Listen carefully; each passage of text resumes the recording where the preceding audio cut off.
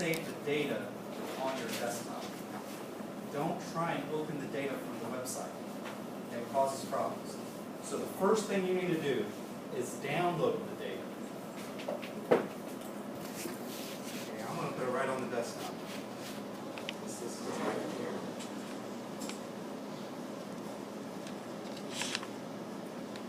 And then instead of clicking the data, open the software. Okay, go to VMware. It doesn't matter what version. They're all recent.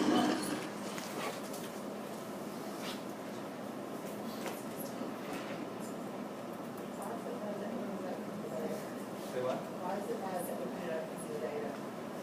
I've run into problems before trying to do that. It's the association that the computer has to that file. I don't know how to explain it except to say, sometimes the computer associates certain files with certain programs. Let's say you didn't want to open it up with SPSS, you wanted to open it up with SPSS 21. Well, you need to open the software first. So I have 21 open. I'm going to open up an existing data source, which is what I just downloaded to the desktop. Right here. Now for your homework, you're opening example 2, right? I'm opening example 1, showing you how to do it. Liquido, I'm just going through the same thing. Everything we did on the board, now we're doing it using SPSS. Very important for your homework. And practically, this is what we do. Okay, we just use SPSS. The very first thing you need to do before even using SPSS is go under Edit, Options, Display Names. Okay, that's already selected if you're using version 21. Go to Viewer. This right down here, Display Commands in the wall. Check that. It's under Viewer. Maybe we should write this down.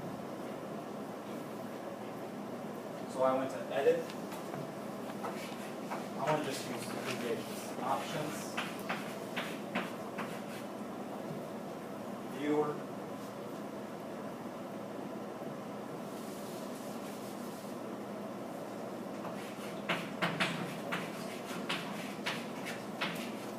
and then write down what I'm clicking. Display Commands. Okay. You're also making sure that you're displaying names. Click on Output. Output should say names and labels, value and labels. This is already selected if you're using version 21. So the only difference I had to make is really under Viewer. If I'm going too fast, just raise your hand. Give me a signal like this and I'll slow down. Okay. Skip.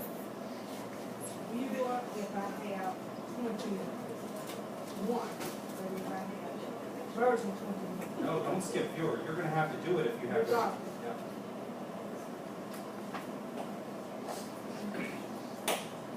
So anyone I go to, regardless of what I'm Yeah. I would check all those things just to make sure. Because, I mean, they come out with versions all the time. 22 might be different than 21. So if you're in the habit of checking that, then you'll be good. What happens if we don't do that? Because I already printed all of this stuff out. I mean, I think it would, I don't know, it was in this lab here, so I'm guessing that all that stuff's already checked out. Well, remember, those computers are shut down every time you log on. Yeah. If you don't select that, that's not a big deal. Oh. It's just you need to write in the names then of the variable, because I'm not going to know exactly, and I'll show you in just a minute what the difference is. Okay? And all you have to do is write it in yourself. All right. After you do all that, here's what the data looks like.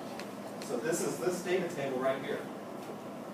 Condition 1, 2, and 3. So 1 stands for 0 milligrams, 2 stands for 50 milligrams, 3 stands for 100 milligrams, and here's all the anxiety levels. If you want to check that, what you do is click on the variable view down here. Click on that. We have anxiety, we have condition. If you want to see what the 3 conditions are, the levels of the factor, click on values right there. Watch what happens with my mouse. A little thing pops up. So you can see 1 equals 0 milligrams, 2 equals 50 and so forth.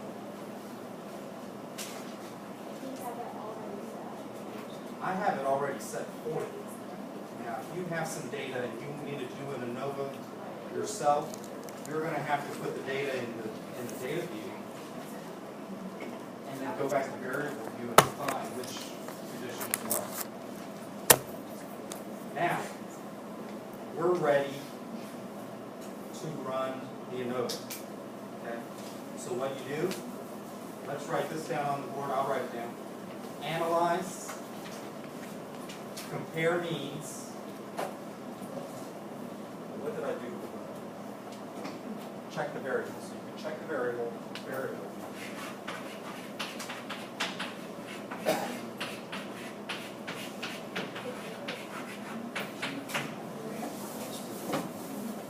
After you check the variable view to see what the variables are, if they're not abundantly clear in the data, then you go to Analyze.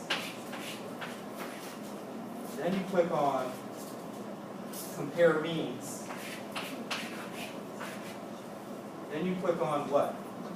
One-way ANOVA.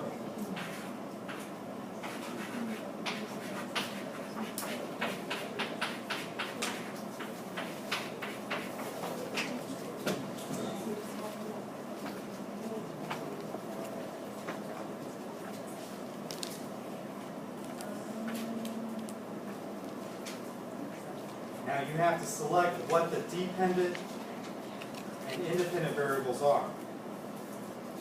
Okay, so what's the factor? Independent variable, what is that? Condition goes under factor.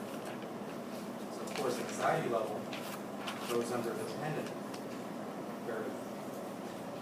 Then click on post hoc. This is where we select the post hoc we want to do. Here's the 2-key HSD.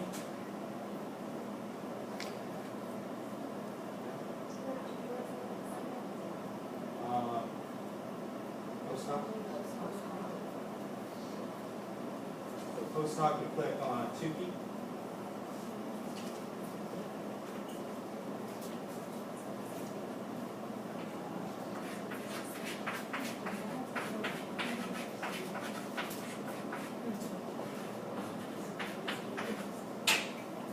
Then, here's where you can change the significance level to post hoc. It's at alpha equals 0.5, 0.05. Click on options. We can go ahead and get the descriptive statistics for the data. Make sure you click this, the homogeneity of variance test. Okay. So under options, select descriptive statistics, homogeneity of variance, and I would plot means.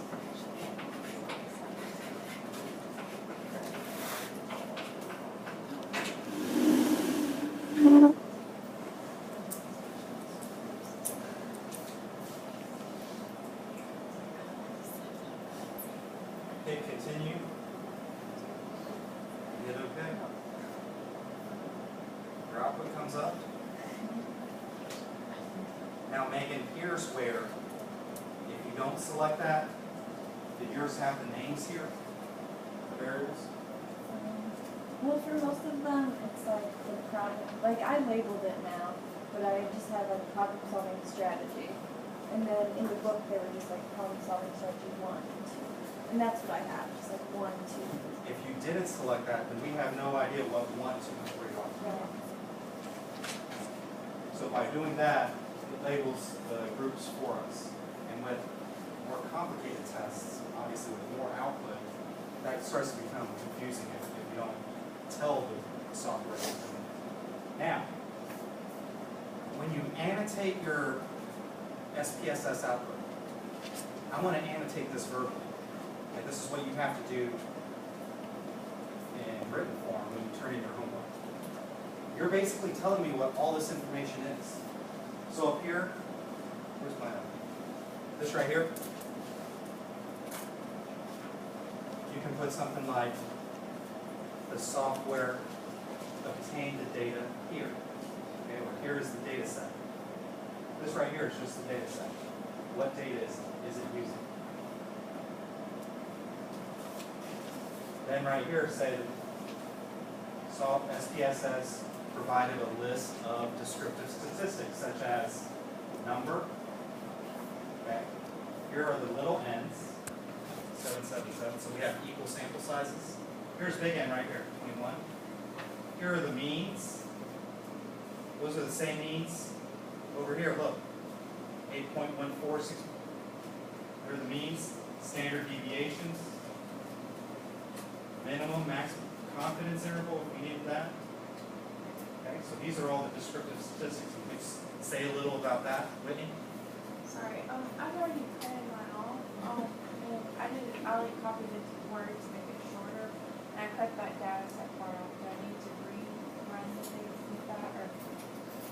Oh, you cut this part off? Right. No, I mean, that's not.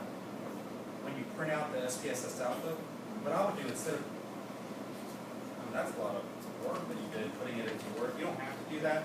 You can just print the output and then write down your annotations. Yes. So you really want us to do like